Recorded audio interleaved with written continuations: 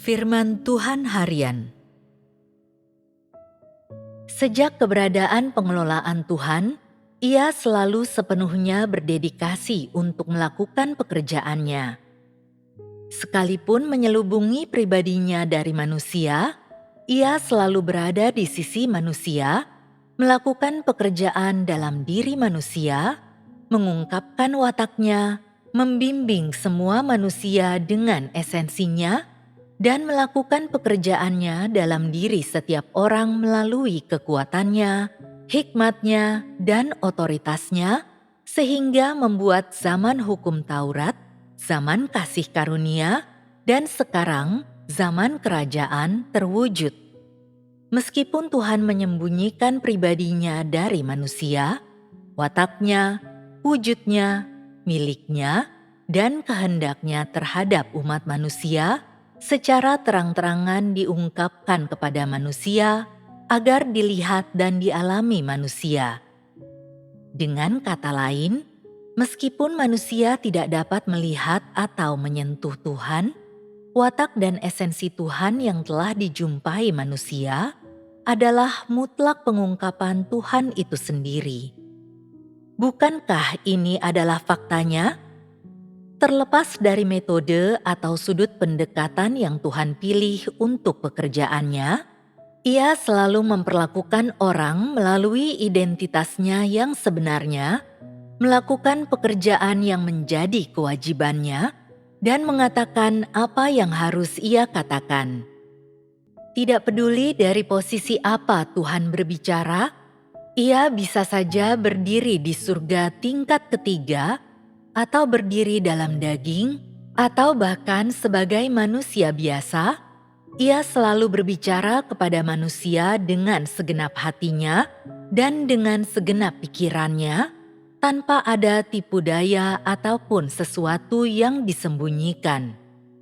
Ketika Ia melakukan pekerjaannya, Tuhan mengungkapkan firman-Nya dan wataknya, dan mengungkapkan apa yang Ia miliki dan siapa dirinya, tanpa menahan apapun.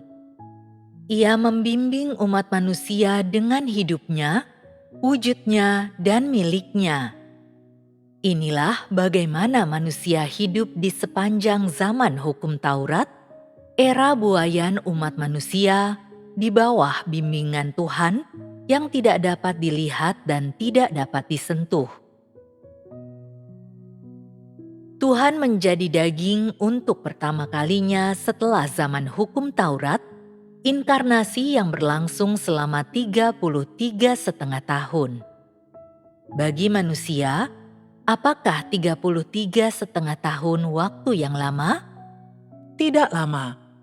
Karena umur manusia biasanya jauh lebih panjang dari 30 sekian tahun, ini bukan waktu yang terlalu lama bagi manusia.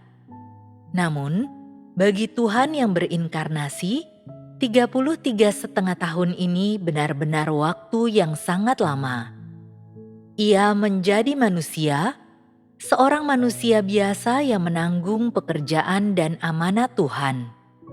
Ini artinya, Ia harus memikul pekerjaan yang tidak bisa ditangani oleh manusia biasa, sementara Ia juga harus menanggung penderitaan yang tidak dapat ditanggung oleh manusia biasa.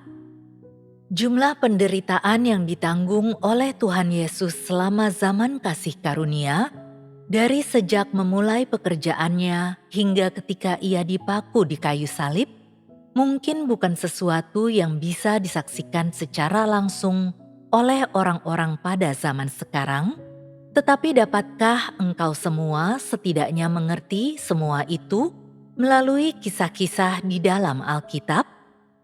Terlepas dari seberapa banyak detail yang ada dalam fakta-fakta yang tercatat ini, secara keseluruhan, pekerjaan Tuhan selama periode ini penuh dengan kesukaran dan penderitaan. Bagi seorang manusia yang rusak, 33,5 tahun bukanlah waktu yang lama. Sedikit penderitaan adalah masalah kecil.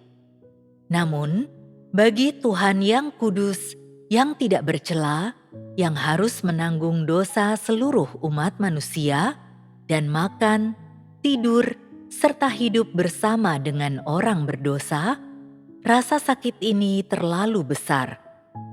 Dia adalah Sang Pencipta, penguasa atas segala sesuatu, dan penguasa atas segalanya, tetapi ketika Ia datang ke dunia, Ia harus menanggung penindasan dan kekejaman manusia yang rusak. Untuk menyelesaikan pekerjaannya dan menyelamatkan manusia dari lautan kesengsaraan, Ia harus dihukum oleh manusia dan menanggung dosa seluruh umat manusia. Tingkat penderitaan yang Ia lalui tidak mungkin dapat dipahami atau dihargai oleh manusia biasa. Apa yang direpresentasikan oleh penderitaan ini? Penderitaan ini merepresentasikan pengabdian Tuhan kepada umat manusia. Ini merepresentasikan penghinaan yang dideritanya dan harga yang Ia bayarkan untuk keselamatan manusia, untuk menebus dosa-dosa mereka, dan menyelesaikan tahap pekerjaannya ini. Ini juga berarti bahwa manusia telah ditebus oleh Tuhan dari kayu salib. Ini adalah harga yang dibayar dengan darah, dengan hidup, dan sebuah harga yang tidak dapat dibayar oleh makhluk ciptaan manapun. Ini karena Ia memiliki esensi Tuhan dan memiliki apa yang Tuhan miliki dan siapa dirinya, sehingga Ia dapat menanggung penderitaan semacam ini dan melakukan jenis pekerjaan seperti ini. Ini adalah sesuatu yang tidak dapat dilakukan oleh makhluk ciptaan untuk menggantikannya. Ini adalah pekerjaan Tuhan selama zaman kasih karunia dan merupakan penyingkapan watak-Nya. Apakah ini menyingkapkan sesuatu tentang apa yang Tuhan miliki dan siapa dirinya? Apakah hal ini layak untuk diketahui oleh umat manusia? Pada zaman itu, meskipun manusia tidak melihat pribadi Tuhan, mereka menerima korban penghapus dosa dari Tuhan, dan mereka ditebus oleh Tuhan dari kayu salib. Umat manusia mungkin merasa cukup akrab dengan pekerjaan yang Tuhan lakukan selama zaman kasih karunia, tetapi adakah orang yang merasa akrab dengan watak dan kehendak yang diungkapkan oleh Tuhan selama periode ini? Manusia hanya mengetahui tentang detail pekerjaan Tuhan selama zaman yang berbeda dan melalui beragam saluran, atau mengetahui kisah-kisah yang berkaitan dengan Tuhan yang terjadi pada saat yang sama Tuhan sedang melakukan pekerjaannya. Detail-detail dan kisah-kisah ini paling-paling hanya beberapa informasi atau legenda tentang Tuhan dan tidak ada kaitannya dengan watak dan esensi Tuhan. Jadi, tidak peduli berapa banyak kisah yang orang ketahui tentang Tuhan, bukan berarti mereka memiliki pemahaman dan pengetahuan yang mendalam tentang watak Tuhan atau esensinya. Seperti di zaman hukum Taurat, meskipun orang-orang di zaman kasih karunia telah mengalami perjumpaan langsung dan intim dengan Tuhan dalam daging, pengetahuan mereka akan watak Tuhan dan esensi Tuhan hampir tidak ada. Di zaman kerajaan, Tuhan kembali menjadi daging dengan cara yang sama seperti yang pertama kali Ia lakukan.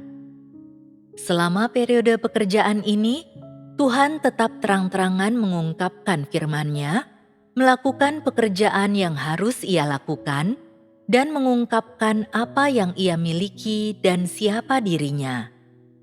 Pada saat yang sama, Ia terus menanggung dan menoleransi ketidaktaatan dan ketidaktahuan manusia. Bukankah Tuhan secara terus-menerus menyingkapkan watak-Nya dan mengungkapkan kehendak-Nya selama periode pekerjaan ini juga? Oleh karena itu, sejak penciptaan manusia sampai sekarang, watak Tuhan, wujud-Nya, milik-Nya, dan kehendak-Nya akan selalu terbuka bagi semua orang. Tuhan tidak pernah secara sengaja menyembunyikan esensinya, wataknya, atau kehendaknya. Hanya saja, umat manusia tidak peduli dengan apa yang Tuhan lakukan, apa kehendaknya.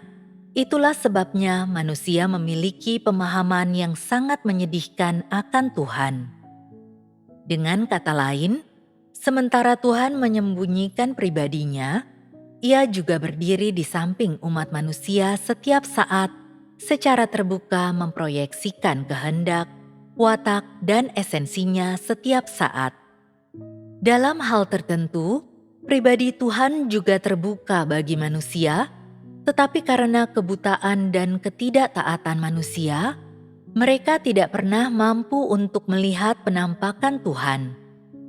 Jadi, jika demikian, bukankah pemahaman akan watak Tuhan dan akan Tuhan itu sendiri seharusnya menjadi mudah bagi semua orang? Itu adalah pertanyaan yang sangat sulit untuk dijawab, bukan? Engkau bisa mengatakan itu mudah, tetapi sementara beberapa orang berusaha untuk mengenal Tuhan, mereka tidak bisa benar-benar mengenal Dia atau mendapatkan pemahaman yang jelas akan Dia. Pemahamannya selalu kabur dan samar-samar.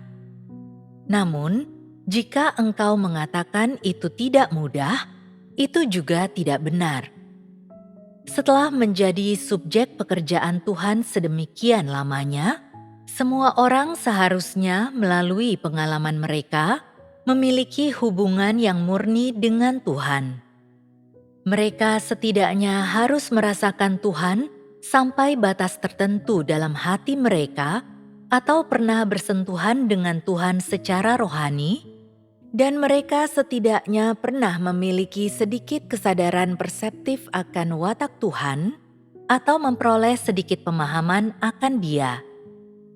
Dari saat manusia mulai mengikuti Tuhan sampai sekarang, umat manusia telah menerima terlalu banyak, tetapi karena berbagai sebab, buruknya kualitas manusia, ketidaktahuan, pemberontakan, dan berbagai niat, manusia juga telah kehilangan terlalu banyak dari apa yang telah mereka terima. Apakah Tuhan belum cukup memberi umat manusia? Meskipun Tuhan menyembunyikan pribadinya dari manusia, Ia menyuplai manusia dengan apa yang Ia miliki dan siapa dirinya, serta hidupnya. Pengenalan umat manusia akan Tuhan seharusnya tidak hanya seperti pengenalan mereka sekarang. Itulah sebabnya aku berpikir sangatlah perlu untuk bersekutu lebih jauh denganmu mengenai topik pekerjaan Tuhan, watak Tuhan, dan Tuhan itu sendiri.